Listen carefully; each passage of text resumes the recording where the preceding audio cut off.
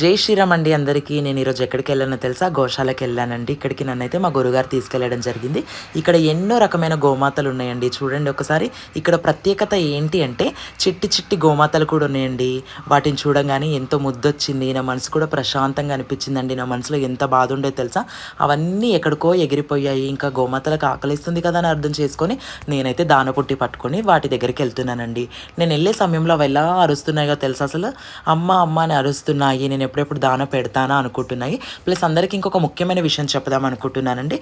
మనం మనుషులం ఆకలి అయితే అరుస్తాము, కరుస్తాము, తింటాము. అవి అలా చెప్పుకోలేవు కదండి. సో వాటి బాధ మనం ముందుగానే అర్థం చేసుకోవాలని కోరుకుంటున్నాను. ఇంకా అప్పటికప్పుడు అలసిపోయినట్టు అనిపించేసరికి చిన్నపిల్లని అయిపోయి ఆట వస్తువులు ఉండేసరికి అక్కడ ఆడుకున్నానండి. నాతో పాటు నా బ్రదర్స్ కూడా వచ్చారు. మేము ముగ్గురం చాలా చక్కగా ఎంజాయ్ చేసి ఇంటికి వస్తున్న సమయంలో మా గౌరీమాత గారు నన్ను పిలవడం జరిగింది. హనీ ఇట్రా అనేసి. ఇంక ఇది మాదే అండి, మేమే పెంచుకుంటాము. తిన పేరు వచ్చేసి గౌరీమాత.